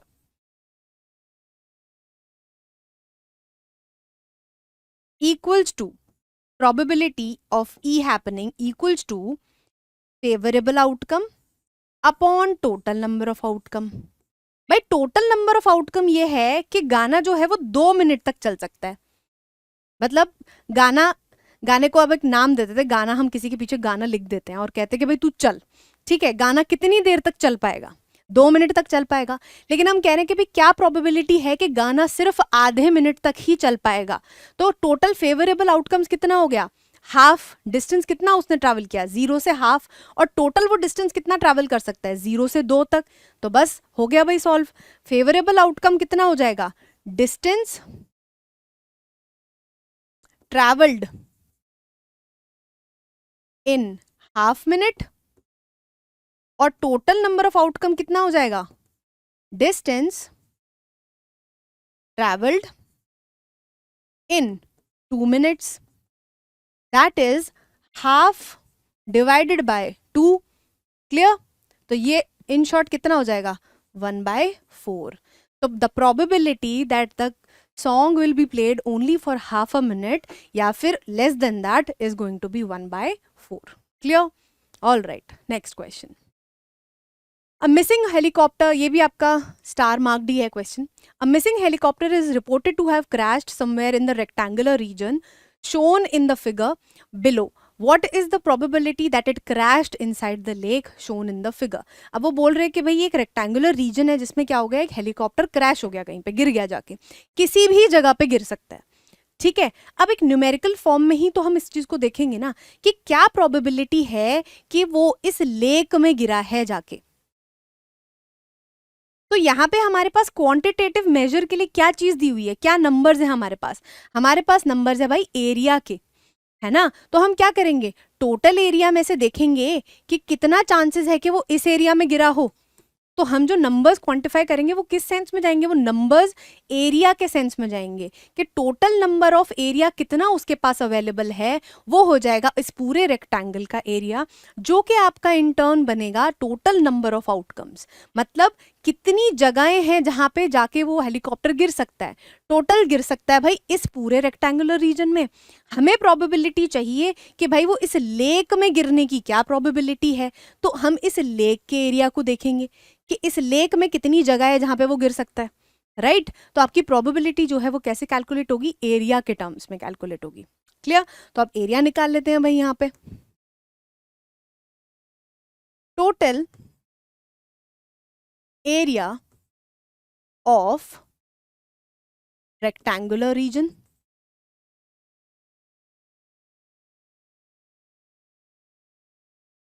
Equals to, भाई रेक्टेंगुलर रीजन है, हमें पता है फॉर्मूला क्या होता है, L इंटू बी. एल आपको देखो L इंटू बी कितना दिया हुआ है? 4.5 इसकी विड्थ है, लेंथ आपकी 9 हो गई. तो that means 9 into 4.5, that is 9 5 जा 45, 4 9 4 36, 40.5. सही किया है ना मैंने?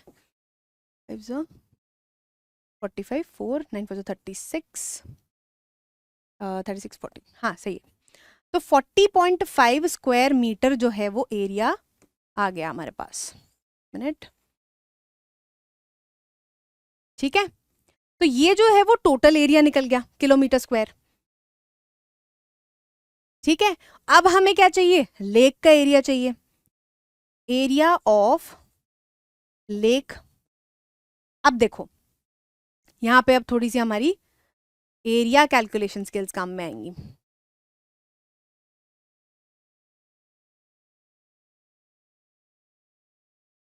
रेडी ले लेते हैं. अब ध्यान से देखो, यहां से यहां तक का जो डिस्टेंस है ये और ये, वो 6 दे रखा है और ये टोटल कितना है? 9. तो मतलब ये टोटल 9 है, यहां तक 6 है, तो मतलब ये जो लेंथ है वो कितनी है? 9 - 6 दैट इज 3 किलोमीटर्स. करेक्ट? अब यहाँ पे ये टोटल 4.5 गिवन है, ये हमें 2 गिवन है. दैट मीन्स ये वाला जो लेंथ हो गया वो कितना हो गया? 4.5 माइनस कितना 2, तो ये हो गया भाई 2.5। तो लेक का जो एरिया है वो हम कैसे निकालेंगे,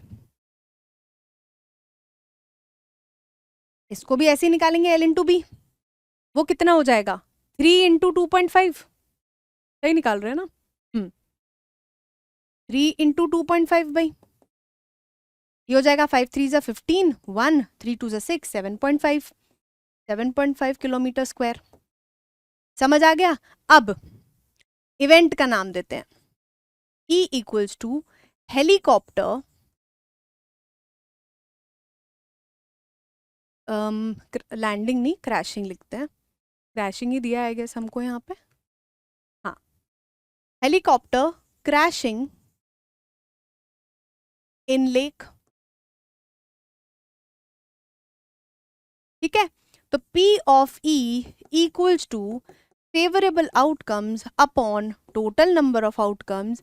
तो फेवरेबल आउटकम क्या है भाई, कौन सा एरिया फेवरेबल है हमारे लिए, area of lake that is 7.5 kilometre square upon total area that is 40.5। Answer is going to be 75 upon 405। Solve कर लेते हैं इसको, 5 1 ज़ा 5 15 ज़ा 5 8 ज़ा 5 1 ज़ा, इस पे छोड़ सकते हैं इसको, नहीं 3 5 ज़ा 3 2 ज़ा 7 ज़ा। तो answer is going to be 5/27। This is the probability that the helicopter is going to land in this, sorry crash in this lake area, ठीक है, और हैज ऑलरेडी क्रैश्ड, ठीक है। एग्जाम्पल नंबर 12, क्या बात हो रही है भाई यहाँ पे, अ कार्टन कंसिस्ट ऑफ, कार्टून नहीं है कार्टन है, डब्बे की बात करते हैं जब गद्दे की डब्बे की बात हो रही है, consist of 100 shirts of which 88 are good. क्या है भाई, ये कार्टन है जिसमें शर्ट्स रखी हुई हैं और उसमें से क्या है 88 शर्ट्स जो हैं वो गुड हैं, बढ़िया हैं। 8 हैव माइनर डिफेक्ट्स, माइनर मतलब स्मॉल, छोटे छोटे डिफेक्ट्स हैं भाई उनमें 8 शर्ट्स में, और 4 हैव मेजर डिफेक्ट्स, 4 के पास क्या है भाई मेजर डिफेक्ट्स हैं। Jimmy a trader will only accept the shirts which are good. Jimmy क्या भाई एक्सेप्ट करेगा, सिर्फ ऐसी शर्ट्स जो क्या है वो गुड हैं। और सुजाता जो है another trader, she will reject the shirts which have major defects. Jimmy की एक्सेप्टेंस की बात हो रही है, सुजाता के रिजेक्शन की बात हो रही है, ध्यान दो। जिम्मी वो शर्ट एक्सेप्ट करेगा जो अच्छी है, अच्छी मतलब ये वाली गुड, ठीक है। लेकिन सुजाता जो है वो थोड़ी सी रिलैक्स्ड है, उनको इतना ज्यादा फर्क नहीं पड़ता है। वो कह रही हैं कि भाई मैं सिर्फ ऐसी शर्ट्स नहीं लूंगी जिनमें मेजर डिफेक्ट्स हैं, क्लियर, मतलब वो माइनर डिफेक्ट्स वाली शर्ट्स और गुड शर्ट्स को ले लेंगी, क्लियर। अब इस डेटा को हम जरा क्लियरली लिख लेते हैं यहाँ पे, ठीक है। नंबर ऑफ गुड शर्ट्स कितनी है 88, ठीक है। Number of shirts with minor defects कितने हैं भाई 8, and number of shirts with major defects,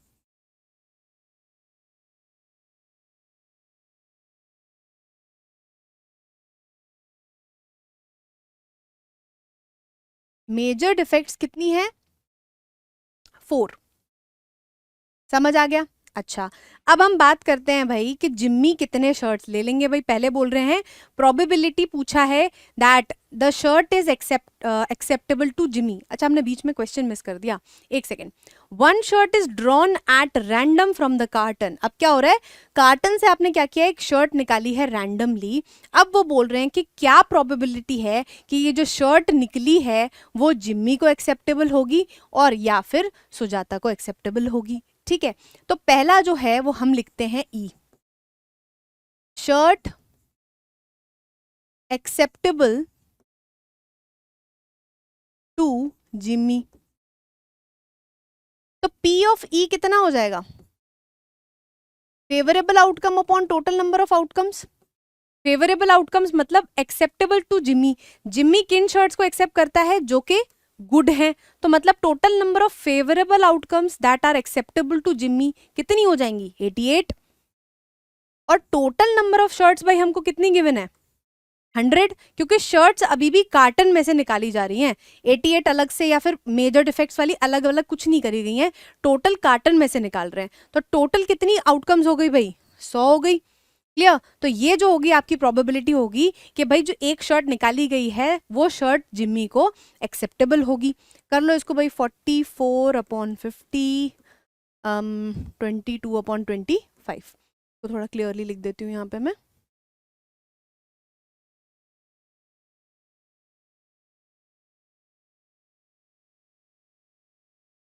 P of E equals to 22/25। अच्छा, अब बात करते हैं भाई सेकंड नंबर पे, F event. Shirt is acceptable to Sujata. कितने हो जाएंगे? P of F equals to favourable outcome upon total number of outcomes. Total number of outcomes हमें पता है कितने हैं, 100। फेवरेबल आउटकम्स भाई सुजाता के लिए कितने हैं? कि सुजाता बोल रही है कि वो सिर्फ कौन से शर्ट्स नहीं लेगी, ये वाले शर्ट्स नहीं लेगी, मतलब वो 88 वाले भी ले लेंगी और 8 भी ले लेंगी। That means favourable outcomes for Sujata will be 88 + 8, that is 96/100। तो ये आपका हो जाएगा 4 2s 4 4s एंड 425। तो ये जो आपके आंसर हो गया भैया कि शर्ट जो है एक्सेप्टेबल हो जाए सुजाता को, उसकी प्रोबेबिलिटी आ गई आपके पास में 24/25 and probability that the shirt will be acceptable to Jimmy will be 22/25। Clear? Next question. 2 dice, 1 blue and 1 gray are thrown at the same time। Dice जो है, पहले अभी हमने कॉइन फेंके थे भाई, दो सेम टाइम पे टॉस करे थे, अब हम कह रहे हैं कि भाई 2 डाइस हमने क्या करी है, सेम टाइम पे थ्रो करी हैं। Right down all the possible outcomes. Total सारे आउटकम्स लिखने हैं पहले, तो हमको पहले यही कर लेते हैं ताकि आगे का हम कंफ्यूजन ना रहे। अब देखो, आउटकम्स लिखने का एक तरीका है जिसमें आपको कंफ्यूज नहीं होना है। हम यहाँ पे मानेंगे, कलर लिख लेते हैं, एक ब्लू कलर की है, एक ग्रे कलर की है, ठीक है। ब्लू को हम ये वाला ब्लू ले लेते हैं भाई, ठीक है। और ग्रे को हम क्या लें? ग्रे को ब्लैक ले लेते हैं। अच्छा, अब ध्यान से देखो, तो इसके कितने नंबर ऑफ आउटकम्स हैं? 1 2 3 4 5 6, राइट। और इसके कितने नंबर ऑफ आउटकम्स हैं? 1 1 2 3 4 5 एंड 6। समझ आया? दोनों को साथ में उछाल रहे हैं तो भाई दोनों के अलग अलग आउटकम्स हैं, लेकिन पेयर में कैसे आउटकम्स आएंगे वो हम देखते हैं। पहला चांस है कि भाई दोनों जो है वो 1 दे दें। क्लियर? अब पहले इस रो में चलते हैं कि पहली जो डाइस है, इधर वाली जो ब्लू डाइस है, उस पे हमेशा, उस पे आए नहीं, ब्लैक वाली जो डाइस है उस पे हमेशा 1 आ रहा है, और बाकी जो डाइस है, जो ब्लू वाली डाइस है, उस पे बाकी और नंबर्स आ रहे हैं। मतलब 2 के साथ में 1 आ जाए, 3 के साथ में 1 आ जाए, मतलब ब्लू वाली डाइस पे कलर्स चेंज कर रहे हैं, नंबर्स चेंज कर रहे हैं, और ब्लैक वाली डाइस मतलब ग्रे वाली डाइस के नंबर हमने कॉमन रखे हैं। तो ये हो जाएगा आपका 4,1 5,1 6,1। क्लियर? ऐसे ही आपके सारे नंबर ऑफ आउटकम्स आ जाएंगे। 1,2 1,3 1,4 1,5 1,6, यहाँ पे आएगा 2,2 2,3 2,4 2,5 2,6, ठीक है जी। यहाँ पे आएगा 3,2 3,3 3,5 3,6। यहाँ पे भी सेम 4,3 4,4 4,5 4,6 5,2 5,3 5,4 5,5 5,6 6,2 6,3 6,4, 6,5 एंड फाइनली 6,6।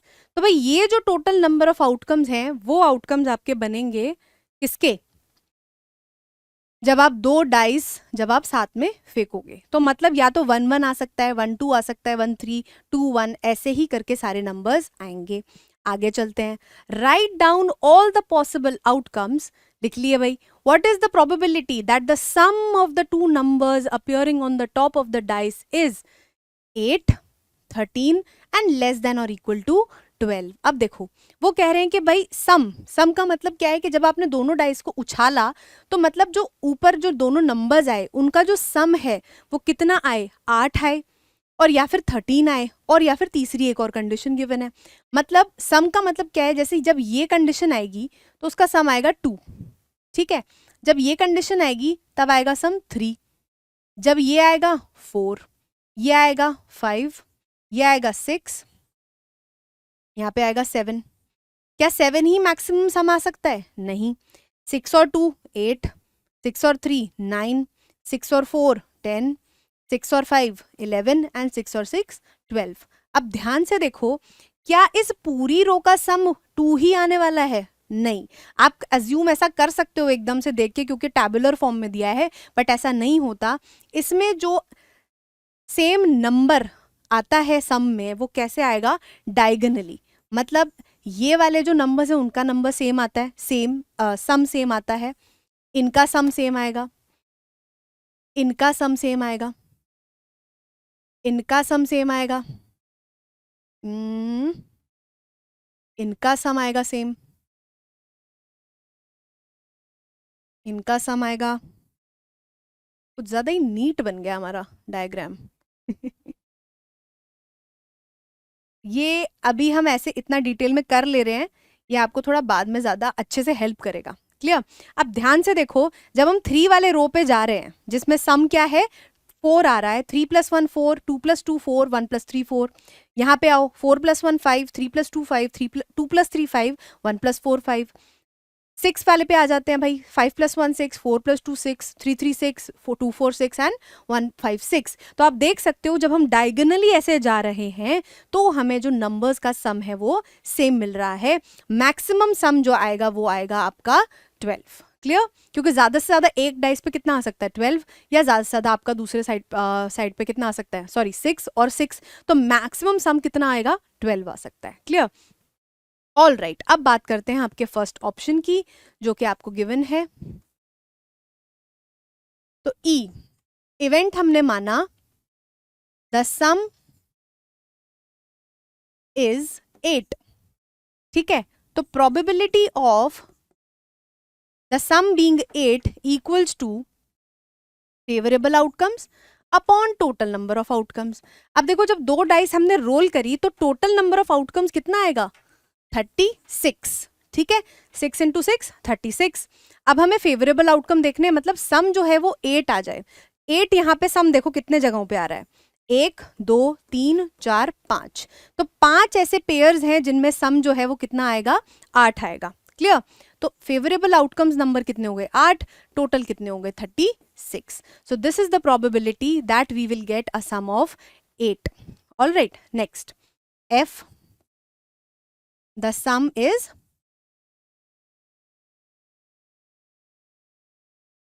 13।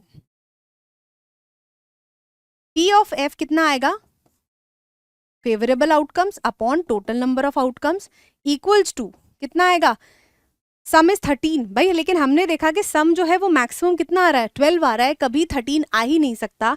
तो फेवरेबल आउटकम हो गया 0, टोटल नंबर ऑफ आउटकम्स हो गए 36, that means the probability is 0।